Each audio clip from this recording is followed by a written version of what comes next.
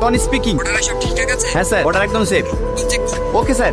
একজন আতঙ্কবাদী বর্ডার পেরিয়ে দেশে ফেরার পথে ইন্ডিয়ান আর্মির হাতে ধরা পড়ে। এই আতঙ্কবাদীর উদ্দেশ্য কি? বোমব্লাস্ট নাকি বড়সড় কোনো হামলা? সীমান্তের বাহিনী- কোন কি উদ্দেশ্য তোর? কেন এসেছিস এই দেশে? আমি কোনো দোষ করিনি স্যার। এটা আমার দেশ, আমি আমার দেশে ফিরে এসেছি। তুই যদি এই দেশের বাসিন্দা হোস তাহলে তোর পরিচয় কি? আমি ইন্ডিয়ান আর্মি ঈশান খান।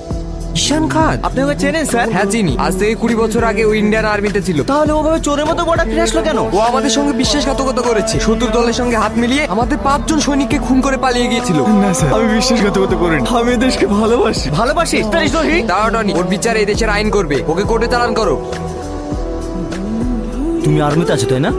সাথীর দাদু অনেক বড় দেশপ্রেমিক ছিলেন তিনি। আমার বয়স যখন 5 বছর তখন বাবা একটা যুদ্ধে শহীদ হয়। বাবা মারার কষ্টটা মা সহ্য করতে পারেন। কিছু সময় পরে মাও মারা যায়। তারপর অনেক কষ্টে চাচা চাচির কাছে আমি মানুষ হয়েছি। আমি জানি বাবা মা হারানো কতটা কষ্ট। আমি চাই না আমার মেয়ে বা তার সন্তানের ভবিষ্যৎ এরকম। মানে? আমি তোমার হাতে আমার মেয়েকে তুলে দিতে পারবো না। আব্বা, তুমি কি বলছো? আমি ঠিকই বলছি। ও যদি কাল বর্ডারে নিজের প্রাণ হারায় তখন তোর কি হবে? এসব আপনি কি বলছেন আঙ্কেল? দেশের কাজ করে কি অপরাধ? সেসব আমি কিচ্ছু জানি না। আমার মেয়ে যেহেতু তোমাকে ভালোবাসে, তোমার একটা চায়ের দোকান থাকলেও আমি তোমার সঙ্গে বিয়ে দিতাম। কিন্তু তুমি এমন একটা কাজ করো যে কাজে জীবনের কোনো নিশ্চয়তা নেই। তোমরা আমাকে অনেক কষ্টে মানুষ করেছো, যখন যা চেয়েছি তাই দিয়েছো। আমার উপরে সবার আগে তোমার অধিকার বেশি। তুমি যা বলবা তাই শুনতে আমি বাধ্য। তোমার মনে আছে আব্বা, ছোটবেলায় আমি যখন মাঝরাতে জ্বরের ঘরে খেলনার জন্য বের করছিলাম, তখন তুমি সেই রাতেই সমস্ত দোকান খুঁজে খুঁজে আমার জন্য খেলনা টেনেছিলে। তোমরা এত কিছু করার পরে তোমাদের কথা আমি কি করে না শুনে থাকবো বলো? আব্বা, তুমি কি চাও যে এই মেয়ের জন্য তুমি সারা জীবন এত কষ্ট করেছো, এই মেয়ের ভালোবাসার জিনিসটাই হারিয়ে যাক? আঙ্কেল, আমি সাথীকে অনেক ভালোবাসি, সেই সঙ্গে ভারত মাতাকে অনেক ভালোবাসি। নিজে ভালোবাসা পাওয়ার জন্য নিজের মাকে কিভাবে ছেড়ে দেবো বল?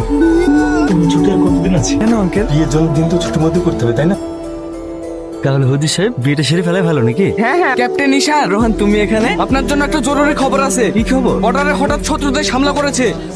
ঠিক আছে, আমি ভোরবেলা বেরিয়ে পড়বো। এটা সম্ভব নয়, যত তাড়াতাড়ি সম্ভব আমাদেরকে যেতে হবে। আজ তোদের বিয়ে। আমি শুধু অর্ডার ফলো করছি, এবার আপনি বেছে নিন, বিয়ে নাকি দে। আমি আসছি। খোদা ঈশান ফিরে আসবে।